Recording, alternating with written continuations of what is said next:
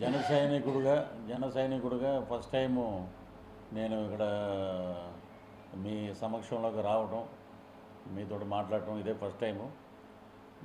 మేము విజయం సాధించాలి ఎట్టి పరిస్థితులు. ఎందుకంటే నాకు ఆంధ్ర యూనివర్సిటీలో ఎంఏ చేశాను నేను. ఆంధ్ర యూనివర్సిటీ చుట్టుపక్కల ఉన్నటువంటి అటు శ్రీకాకుళంలో కానీ, ఇటు విజయనగరంలో కానీ, వైజాగ్లో కానీ ఎక్కువ మంది మా మిత్రులు ప్రొఫెసర్లుగా, చాలామంది రైతులు, చాలా రకాల వ్యాపారాల్లో అలా సెటిల్ అయిపోయిన వాళ్ళు ఉన్నారు. ఎక్కడికి వెళ్ళినా అంటే మొన్న 3 జిల్లాలు వెళ్ళొచ్చాను నేను. వెళ్ళొస్తే చూస్తే కూటమి అభ్యర్థులు, ఇప్పుడు గుంటూరు కారం సినిమాలో పాఠం చూసారు, కుర్చీ మడత పెడతారని. ఆంధ్రప్రదేశ్ రాజకీయాలు అలాగే మడత పెట్టి బటన్ రెడ్డిని ఇంటికి పంపించే రోజు దగ్గరలో ఉందండి, మీరు ఎక్కువ కంగారు పడకండి అని చెప్పి చెప్తూనే ఉన్నారు. ఎక్కువ ఎండలో తిరగకండి మీరు అని చెప్పి ఇదే మాట గట్టిగా వినిపిస్తుంది. ఎక్కడ చూసినా కుర్చీ మడత పెట్టండి, మేము మడత ఈసారి 2024 వర్డిక్ట్ చాలా అద్భుతంగా ఉంటుంది. శ్రీకాకుళంలో మెయిన్ ఏంటంటే 7 రోడ్ జంక్షన్ అని ఒకటి ఉంది. భిక్ష పెట్టిన నందమూరి తారక రామారావు గారి దగ్గర భిక్ష పెట్టిన రాజకీయ భవిష్యత్తు ఇచ్చినటువంటి చాలామంది అన్ని రకాల పార్టీలు మారి ఈ రోజున వైఎస్ఆర్సీపీ వైపు కొంతమంది ఉండి వాళ్ళు మాట్లాడే మాటలకి సరిగ్గా సమాధానం మా కూనరవి చెప్తాడు, స్పీకర్ తమ్మినేని సీతారాం గారు. కూనరవి అద్భుతమైన మెజార్టీతో గెలుస్తాడు. అక్కడ అభ్యర్థులందరూ అక్కడ ఇంచుమించు ఉన్న ఒకచోట ఏది పాలకొండ, ఒకచోట అద్భుతమైన విజయం ఉంటుందండి. మళ్ళీ ఊహించరు ఎవరు, అలాంటి విజయాలు ఉంటాయి. సో నేను చూసిన సర్వే, ఇప్పుడు చాలామంది అంటారు ప్రశాంత్ కిషోర్ సర్వే అంటే ఆడికి బాగా డబ్బులు ఇస్తారు, మాలాంటి వాడికి డబ్బులు ఇవ్వరు, అంతే తేడా అదే. Prashant Kishore survey number 1. ఎందుకంటే అతను బీహార్ ఈ పక్కన ఉన్న అన్ని చోట్ల అతనే ఉన్నాడు. అతను గవర్నమెంట్లో క్యాబినెట్ ర్యాంక్ ఉంది. అతన్ని ఏదన్నా అంటే ఆడ కుర్చీ మడత పెడతాడు వీళ్ళని, వైసీపీ వాళ్ళని. ఆడి మీద ఏదో అవాకు జవాకులు పాడుతున్నారు. ఉన్నట్టు చెప్పే క్లీన్ ఇమేజ్ ఉన్న వ్యక్తి ఎవరంటే ప్రశాంత్ కిషోర్. వీళ్ళకి అయిపోయిందండి, టైం దగ్గర పడిపోయింది. ఇప్పుడు ఎప్పుడైతే 175 అని విర్రవీగుతున్నారో, అటు 5 తీసే మధ్యలో 7 తీసేసాం అనుకోండి 15 ఉంటుంది. పోనీ ఇటు 5 తీసేస్తే 17. అంతకుమించి వీళ్ళకి ఎక్కువేమి రావు. మేము చూస్తూనే ఉన్నాం మొన్న పిఠాపురంలో ఎలా పంపించారో కన్నబాబు గారిని. అక్కడ ఎక్కడ చూసినా ఎలా ఉందంటే అద్భుతంగా ఈసారి ఇప్పుడు చంద్రబాబు నాయుడు గారు వచ్చి మహిళలు, రైతులు, చిన్న వ్యాపారాలు చేసుకున్న రోడ్డు సైడ్ ఉన్న టీ షాప్ వాళ్ళు వృద్ధులు ఏం చెప్తున్నారంటే, అయ్యా ఇప్పుడు చంద్రబాబు నాయుడు గారు వస్తారు, ఈసారి కూటమి అద్భుతంగా బ్రహ్మాండంగా పరిపాలిస్తుంది. పవన్ కళ్యాణ్ గారు పేదవాడి పక్కన పవన్ కళ్యాణ్ గారు ఒక ఆశా కిరణంలాగా ఉన్నారు మా అందరికీ. కాబట్టి తీర్పు అద్భుతంగా ఉంటుంది. దగ్గరుండి పనిచేస్తాడు పవన్ కళ్యాణ్ గారు మంత్రులందరినీ. సో మాకు అద్భుతం, ఇంతకన్నా ఇలాంటి టైం మళ్ళీ రాదు మాకు. మేము ఒకటే చెప్తున్నాం, మేము ఏదో డబ్బులు ఇచ్చేస్తున్నాడు, పథకాలు ఇచ్చేస్తున్నాడు ఒకటే అన్నాడు. మొన్న నేను అక్కడి నుంచే వస్తున్నాను, నిన్న వచ్చాను నేను. బటన్ నొక్కితే మరి పడిపోవాలి కదా, వాళ్ళకి పెన్షన్లు అవి పడిపోవాలి కదా. పవన్ కళ్యాణ్ గారు ఇచ్చిన పిలుపు చాలా అద్భుతంగా పనిచేసింది. ఈ రాష్ట్రంలో జన సైనికులందరూ నిస్వార్థకంగా మీరు ఇంటికి వెళ్ళి బళ్ళుంటే బళ్ళు, కార్లు ఉంటే కార్లు వెళ్ళి ఆ వృద్ధుల్ని, రైతుల్ని, వాళ్ళని అందరం తీసుకెళ్ళి అక్కడెక్కడో ఆఫీసులో పింఛన్లు ఇస్తున్నారంటే వాళ్ళకి మీరు సహకరించండి అని చెప్పిన ఏకైక వ్యక్తి రాష్ట్రంలో. ఖద్దరు బట్టలు వేసుకున్నా కూడా ఆ ఖద్దరు రాజకీయం ఒంటికి అంటించుకున్నటువంటి వ్యక్తి మా పవర్ స్టార్ పవన్ కళ్యాణ్ గారు. అలాగే ఇక్కడ విజన్ ఉన్న వ్యక్తి చంద్రబాబు నాయుడు గారు వస్తే రేపు 3 ఏళ్ళు కష్టపడాలండి అన్నారు. ఏంటని అడిగా నేను. వీడు చేసిన అప్పులండి అలా ఉన్నాయండి. ఇవన్నీ 3 ఏళ్ళు అందరం కష్టపడితే రాష్ట్రం సుభిక్షంగా ఉంటుంది, సంక్షేమంగా ఉంటుంది, అద్భుతంగా ఉంటుందని చెప్పడం జరిగింది. సో నేను వచ్చాను, అమ్మవారి పూజలు అవి చేసుకుని మేము అప్పుడులో ఒక పాట పాడాం. ఇప్పుడు ఏబిఎన్ మా రాధాకృష్ణ గారికి చెప్పాను నేను, ఇప్పుడు కొండంత అన్న ఉండాలి, లేకపోతే కొండలంటే అన్న ఉండాలి. నాకు ఎవడూ లేడండి వెనకాల. జల్లికట్టు ఎద్దులాగా ముందుకు పరిగెట్టాం, లాగే ఒకటి సాసిపెట్టి కొట్టారు, కింద పడ్డాం. అంటే ఏరు దాటేదాకా ఒక లెక్క, ఏరు దాటాక ఒక లెక్క. సరే ఇప్పుడు పృథ్వీరాజు మాట్లాడిందే, మీడియా మిత్రులు చెప్తున్నాం మరొకసారి, పృథ్వీరాజు మాట్లాడిందే కరెక్టు. ఆయన ఉన్నాడు కదా, ఇప్పుడు నేను మొన్న శ్యాంబాబు అనే క్యారెక్టర్ వేస్తే దాన్ని పట్టుకుని ఏడ్చాడు. ఆయనకి ఎందుకు ఇచ్చారో తెలియదు వ్యవసాయ శాఖ. సంజన సుకన్య నువ్వు వై నాట్ 175 అని అంటే అతను తప్పని అంటలేదండి. అతనికి ఒక ఉద్యోగం ప్రిపేర్ చేసుకున్నాడు, డ్యాన్స్ వేయటం కెమెరా ముందు సంక్రాంతి సంబరాలకి వాటికి డ్యాన్స్ వేయటం మొదలు పెడితే రేపు పొద్దున్న మేము మా గవర్నమెంట్ వచ్చాక సంక్రాంతి సంబరాలు వేస్తే పాపం ఎక్స్ మినిస్టర్ కదా 1,00,000 ఇద్దాం అలా పేమెంట్ అని చెప్పి మేము పిలుస్తాం. అతను సెట్ అయిపోయాడు అతను. ఇక నగిరి వచ్చేటప్పటికి నగిరిలో నేను ఇంటర్మీడియట్ వరకు శ్రీకాళహస్తిలో చదివాం. స్వీట్లు పంచి టపాకాయలు కాల్చి ఎలా అందో చూసారు, అలాగే కొత్త భాషలు చెప్పారు గుడ్ మార్నింగ్. ఆవిడ మటుకు ఘోరంగా వెళ్ళిపోయే ఫస్ట్ క్యాండిడేట్ ఆమె. సో ఇవన్నీ ఏంటంటే ఇన్ని దుర్మార్గాలు పెట్టుకుని పైకి ఏంటంటే మేము చాలా గొప్పవాళ్ళం, చాలా ఉన్నతులం. ఇప్పుడు పృథ్వీరాజుదే కరెక్ట్ అంటే మరి అంబటి రాంబాబుది ఏమైంది, అవంతి శ్రీనివాస్ ఏమైంది? ఇంకో దరిద్రం ఏంటంటే వరలక్ష్మి వ్రతం రోజు నాకు యూఎస్ నుంచి ఫోన్ చేశారు ఒక 2 ఏళ్ల క్రితం. ఒరే కొంచెం ఇంట్లో ఆడవాళ్ళందరినీ కూడా టీవీ చూడొద్దురా నేను. ఏమో ఈ దరిద్రం వాళ్ళు వైసీపీలో ఉన్న వాళ్ళు అంటారు అయ్యే ఇది మా వాడిది కాదు. మీ వాడిది కాదంటే మీరు చూసారా? ఇలాంటి నీచమైన ధోరణిలో ఉన్నటువంటి వాళ్ళు ఎందుకు రోజా గారు రెచ్చిపోయి మాట్లాడేసి ఒక దరిద్రుడు జైలుకి వెళ్తే ఇంకో దరిద్రుడు సపోర్ట్ చేశాడు అని ఇలాంటి మాటలు మాట్లాడారు. దీనికి అన్ని మూల్యం చెల్లించుకునే రోజు దగ్గరలో ఉంది. ఏదైనా మాట్లాడితే పోనీ మీ జిల్లాలో ఉన్న పెద్దిరెడ్డి రామచంద్రారెడ్డి ఎందుకు మాట్లాడలే? మీ జిల్లాలో ఉన్న ఎంతమంది మహిళా ఎమ్మెల్యేలు ఉన్నారు, వీళ్ళు ఎందుకు మాట్లాడలే? మీరు ఏంటి అనేది అందరికీ తెలుసు. కాబట్టి నోరు ఉంది కదా అని ఎలా పడితే అలా పడేసుకోకండి. తీర్పు అద్భుతంగా ఉంటుంది. సంక్షేమ బాటలో కూటమి సంక్షేమ బాటలో అద్భుతంగా ప్రయాణిస్తుంది.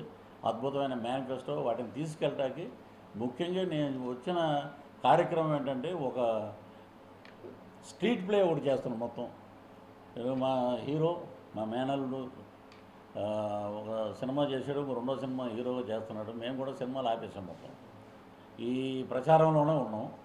అద్భుతమైనప్పుడు రాముడు బ్రహ్మాండంగా రామరాజ్యం వచ్చేసాక మేమందరం హాయిగా ఇంట్లో కూర్చోవచ్చు, హాయిగా మా పనులు మేము చేసుకుంటాం. కాబట్టి అనేది అంటే స్ట్రీట్ ప్లేలో వీళ్ళు చేసిన ఏంటి, వీళ్ళ భాగవతాలు ఏంటి, దాంట్లో మా వీర మహిళలు ఉంటారు, కార్యకర్తలు ఉంటారు. ఇప్పుడు మేము మంగళగిరిలో చేస్తే తెలుగుదేశం మా కూటమే కాబట్టి తెలుగుదేశంలో ఉన్న మహిళలను కూడా తీసుకుంటాం. అక్కడ స్ట్రీట్ ప్లే ఎండగడితే ఎలా ఉంటుందంటే ఇమీడియట్గా వెళ్ళి ఓటు వేయాలనే విధంగా తయారు చేస్తున్నాం. ఇంకొక 4 రోజుల్లో అది ఫైనల్ అయిపోతుందండి. సో మా ప్రచార కమిటీ చైర్మన్ బన్నీ వాసు గారు మరి వారు కార్యక్రమాలు కూడా సరిచేస్తున్నారు. 18 నుంచి క్యాంపెయిన్ అన్నారు. మరి వారి అడుగుజాడలో మేమందరం తీసుకెళ్ళి అద్భుతమైన మా వంతు ఉడతా భక్తిగా ఒక జన సైనికుడుగా నేను జనసేనలో ఉన్నా. నేను పవన్ కళ్యాణ్ గారు నిజంగా మహానుభావుడు, దేవుడు. 1 to 1 మేము మాట్లాడినప్పుడు ఆయన అన్న మాట ఒకటే, మీరు ఏం ఎక్స్పెక్ట్ చేస్తారు, నేను ఏం ఎక్స్పెక్ట్ చేయట్లేదండి, మీ అడుగు పడితే మీ అడుగు వెనకాల నా అడుగు ఉండాలి. అద్భుతమైన వ్యక్తులు కలిశారు, అద్భుతంగా పరిపాలన ఉండాలి. కాబట్టి నేను మీతో పాటు ఉంటానండి, మీ జెండా మోసే జన సైనికుడిగానే ఉంటాను. పవన్ కళ్యాణ్ గారు వదిలిన ఇప్పుడు షర్మిల జగనన్న వదిలిన బాణం షర్మిల అన్నారు, అది కాంగ్రెస్కి వెళ్ళింది. ఇప్పుడు ప్రదేశ్ కాంగ్రెస్ అధ్యక్షురాలు అయ్యి ఒక పోటు పొడుస్తుంది ఈయన్ని. అది కొంతమంది డ్రామా అంటారు, కొంతమంది నిజం అంటారు, అవన్నీ మనకు అనవసరం. కానీ ఆ పోటు దెబ్బ దగ్గర 10 to 12% ఓటింగ్ అయితే వెళ్ళిపోద్ది వెనక్కి. సో రేపు కడపలో వైఎస్ షర్మిల గారు అద్భుతంగా గెలిచినా కూడా ఎవరు మాట్లాడే ప్రసక్తి లేదు, అలా ఉంది. సో ఇవన్నీ ఇన్ని రకాలుగా ఉన్నాయి. మేము మా ప్లే ద్వారా మేము ఎవరిని తిట్టం.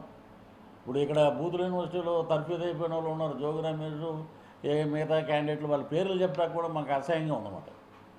వాళ్ళందరిలాగా ఉండదు మాదేంటంటే ప్రజారంజకంగా జనాల్ని రంజింపజేస్తూ మధ్య మధ్యలో చిన్న చిన్న సినిమాలు సంబంధించిన ఇవి, మా నాయకుల డైలాగులు, చంద్రబాబు గారు మాట్లాడింది, పవన్ కళ్యాణ్ గారు మాట్లాడింది, ఇవన్నీ దాంట్లో జోడించి మేము అద్భుతంగా రెడీ చేసాం. ఇంకొక 4 రోజులు రెడీ అయిపోయాక ఫస్ట్ మా బన్నీవాసు గారికి చెప్పి దాని ప్రకారంగా జనాల్లోకి తీసుకొస్తాం. ఇక మిత్రులు మీరు ఏమైనా అడిగితే చెప్పండి.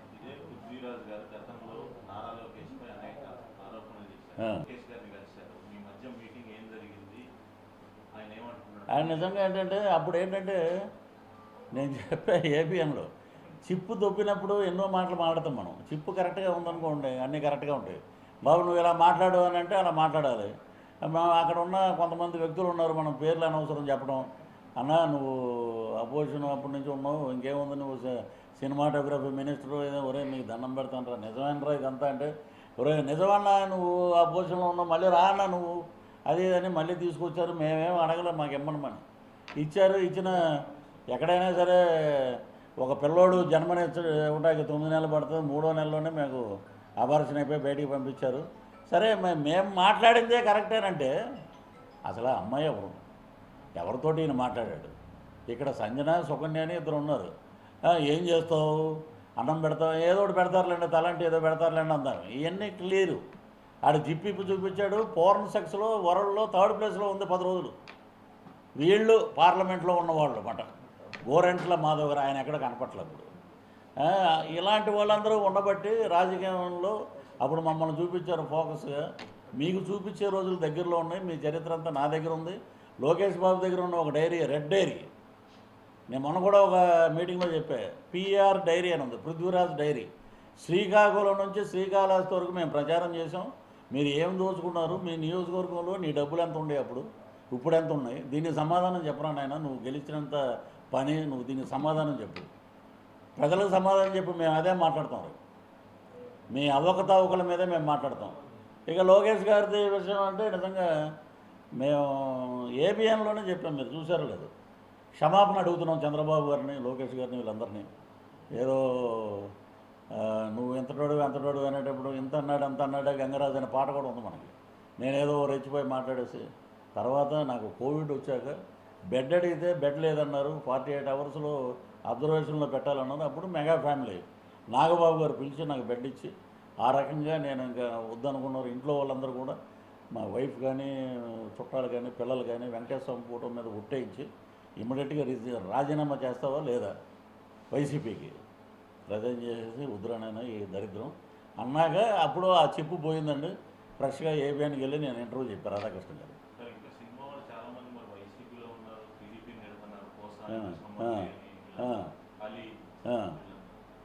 ఇప్పుడు కోసానికి గురించి మీకు తెలియదు ఏముంది.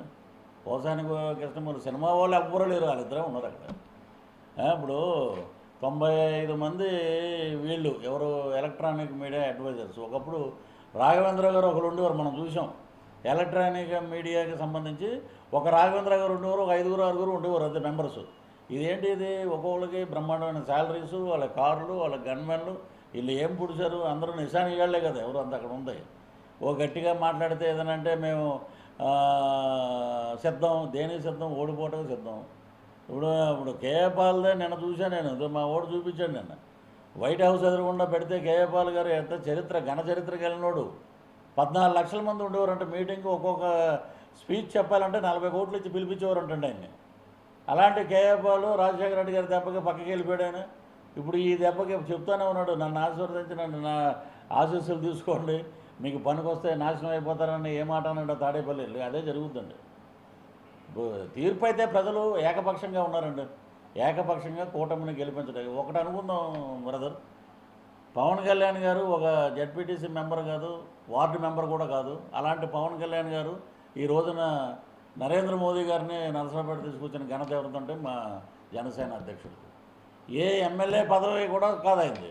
మరి ఆయన నీతి నిజాయితీ, గ్లాసు చెప్పారు డైలాగ్ కూడా, గ్లాసు పగిలే కొలితే పదునెక్కుద్దని. ఇప్పుడు 2024 ఇప్పుడు మేము 2 చోట్లకి వెళ్ళాలంటే కొంచెం కష్టం. అయినా సరే నగిరికి వెళ్ళి మేము స్వీట్లు పంచి టపాకాయలు కాలుస్తాం. ఫస్ట్ ఓటం అక్కడ, తర్వాత ఇక్కడ క్యాంప్ ఆఫీస్ దగ్గర బ్రహ్మాండంగా మేము తాడేపల్లి క్యాంప్ ఆఫీస్ దగ్గర ఎప్పుడైతే అక్కడ కాలుస్తాం. ఒకటేనండి, తిరుపతిలో జనం బయటకు వచ్చి, పృథ్వీ గారు మీరు ఎందుకంటే మీరు ఇబ్బంది పడుతున్నారు, మీరు ఇక్కడంతా ఉండేదంతా ఎదవలే, ఈ ఎదవల వల్లే కదా మేము తిరుమలకు కూడా వెళ్ళలేకపోతున్నాం. మళ్ళీ 5 ఏళ్ళ తర్వాత నిజంగా అండి ఆ విషయం నేను ఒప్పుకుంటా. చంద్రబాబు నాయుడు గారు ఉన్నప్పుడు ఆయన ఈఓ కింద శ్రీనివాసరాజు గారు ఉండేవారు. ఆయన ఒక నామం గేమం పెట్టుకుని అద్భుతంగా పనిచేశాడు 7 ఏళ్ళు. ఆయన అద్భుతంగా ఉండేది తిరుమల. కనుమూరు బాపిరాజు గారు వీళ్ళంతా, వీళ్ళు వచ్చిన కాడి నుంచి ఏంటంటే ఏమయ్యా ఏంటి, ఒరే నాయన మాకు 55 వచ్చినాయి, మీరేమో 60 ఉంటారేమో, మీ దగ్గర మేము సార్ కాలు దనమట్టేటువంటి పెడతాం మేము. కానీ అహంకారం, అధికారం, మతం ఇవన్నీ తొంగలో దొక్కుతారండి ప్రజలు. 2024 అద్భుతంగా ఉంటుంది. ఇక్కడ లోకేష్ గారిని కలవడానికి వచ్చి చెప్పాం, బాబు అప్పుడు పాట పాడినందుకు మీరు ఏమన్నా అనుకున్నారా, నేను ఒకసారి నాన్నగారికి కూడా చెప్పాలి, టీవీ ముఖంగా చెప్పాను, పర్సనల్గా కలిసి మరి ఎలక్షన్ ప్రచారానికి వెళ్తాను మాట్లాడితే అప్పుడు అదే చిన్నవాడివి నువ్వు, అద్భుతంగా బ్రహ్మాండంగా మీ ప్రచారాలన్నీ అద్భుతంగా ఉన్నాయి కాబట్టి వచ్చి నేను చెప్పుకోవాల్సిన పద్ధతి అన్న అదేంటన్నా బలెవాళ్ళు అన్న మీరు చిచ్చి అలాంటి రాజకీయం వేరు, అద్భుతంగా పనిచేయండి అన్నారు. నిజంగా చాలా గొప్ప మనసు గల వ్యక్తి. అది సార్, ఇంకేమైనా ఉన్నాయా అడగటానికి చెప్తున్నారు అన్న జాగ్రత్తగా ఎండలు ఆరోగ్యం గురించి కూడా చెప్తున్నారు ఆయన.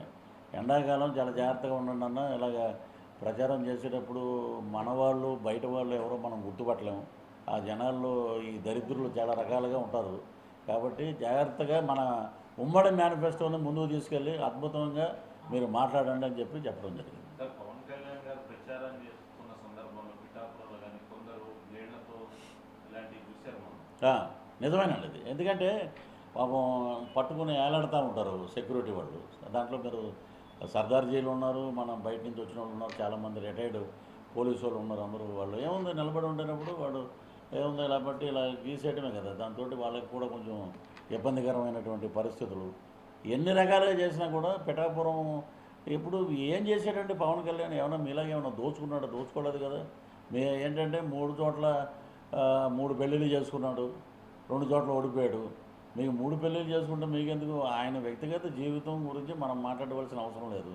అలాగే మనం తీసుకుంటేనంటే ఒకప్పుడు చరిత్రలో మనవి కూడా చాలా ఉన్నాయి, మనవి చాలా ఉన్నాయి. అవన్నీ బయట పెట్టకుండా మనం ఎదటోడి గురించి మాట్లాడటం అనేది తప్పు. అది సో పవన్ కళ్యాణ్ గారు అసెంబ్లీకి వస్తే మీ బతుకులు బయటపడతాయని భయం.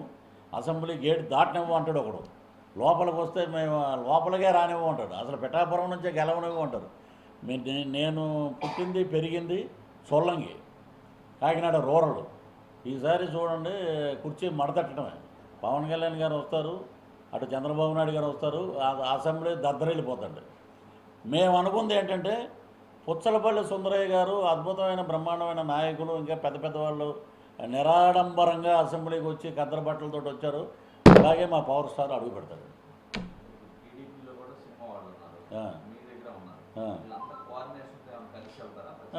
అద్భుతంగా ఉంటుందండి ఇప్పుడు ప్రచారం.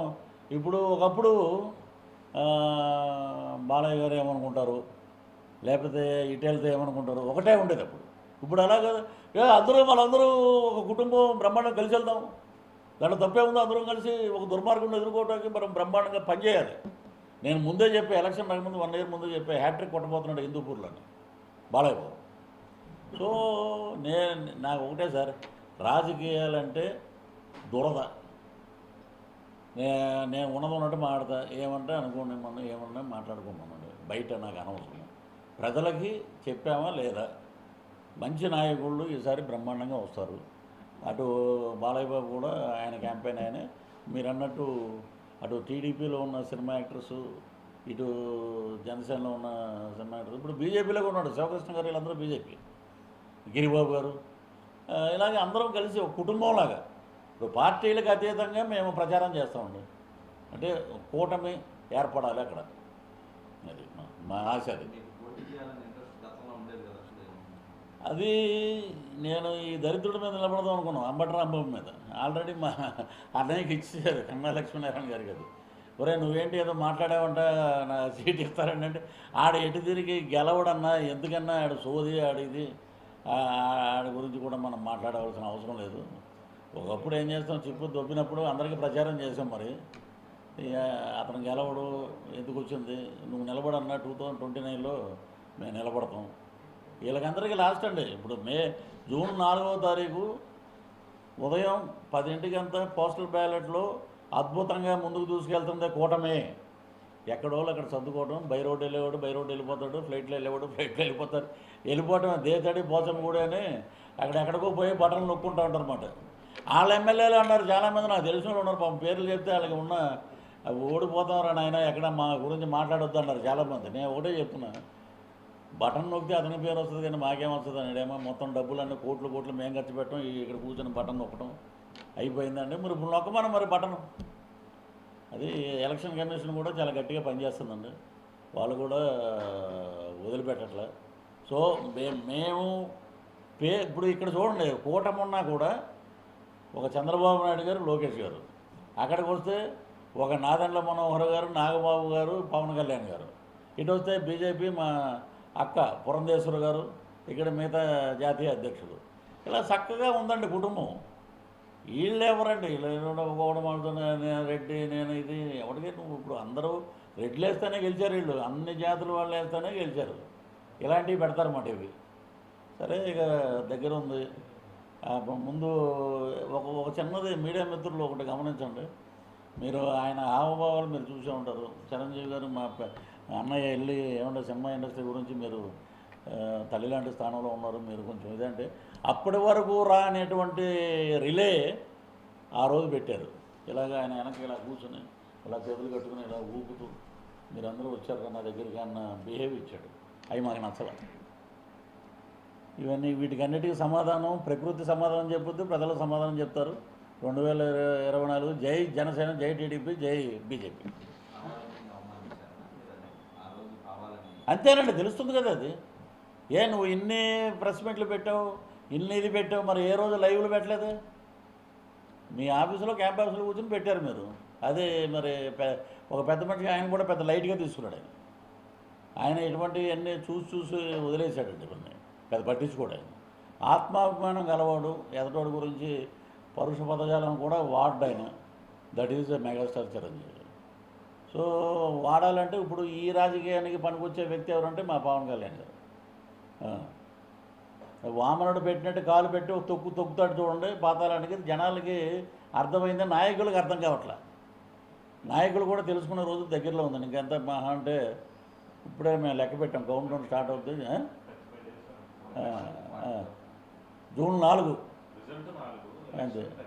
అప్పుడు కరెక్ట్గా మేము మంగళగిరి క్యాంప్ ఆఫీస్ దగ్గరను రోజా ఊరికి వెళ్ళాలి. పొద్దున్న ఇక్కడ చేసి సాయంత్రం అటు వెళ్తాం నగిరి. ఏమండి అది తప్పు కాదండి. ఇప్పుడు చంద్రబాబు నాయుడు గారు మీరు ఒక ముఖ్యమంత్రి 14 ఏళ్ళు ముఖ్యమంత్రి చేశాడు. ఆయన చిరంజీవి గారి ఇంటికి మినిస్టర్ అయ్యి వస్తే నేను బోలాశంకర్ ప్యాచ్ వరకు జరుగుతున్నప్పుడు అన్నయ్య ఏంటి అని అడిగితే వాళ్ళ విజ్ఞతకే వదిలేసాం మనం. ఆయన ఇంటికి పిలిచి బట్టలు పెట్టి భోజనం పెట్టి వాళ్ళని గౌరవించి పంపించారు మినిస్టర్ అయ్యి. వాళ్ళ విజ్ఞతకి వదిలేసాం, మనకెందుకు లేరు పోనండి, వాళ్ళ కర్మ వాళ్ళు.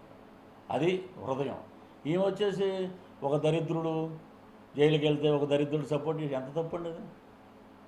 అంటే నీకు నోరు ఉంది కదని చెప్పి ఏది పడితే ఉన్నది. తిరుమలలో పైన కొండ దగ్గర రాజకీయాలు మాట్లాడుతూ ఉంటారు, దరిద్రమైన మాట్లాడినా అక్కడే మాట్లాడతారు వీళ్ళు. మరి అవి కట్ చేయరు. ఉన్నాయిలండి, చాలా బాగున్నాయి. మా దగ్గర బ్రౌన్ డైరీ ఉంది, పృథ్వీరాజ్ డైరీ. ఆ డైరీలో భాగవతాలన్నీ నేను రేపు ప్రచారం మొదలుపెట్టినప్పటి నుంచి రోజుకు ఒకటి వదులుతూ ఉంటాను. ఏది నేను ఎప్పుడు బయటకు వచ్చినప్పుడే రాశాను 2020లో. ఎప్పుడు ఇప్పుడు ఈడు అడుగు తినేవాడు, వీడికి ఎన్ని వేల కోట్లు ఎక్కడి నుంచి వచ్చినాయి, వీడి చరిత్ర ఏంటి, వీడు తాగే బాటిల్స్ ఏంటి.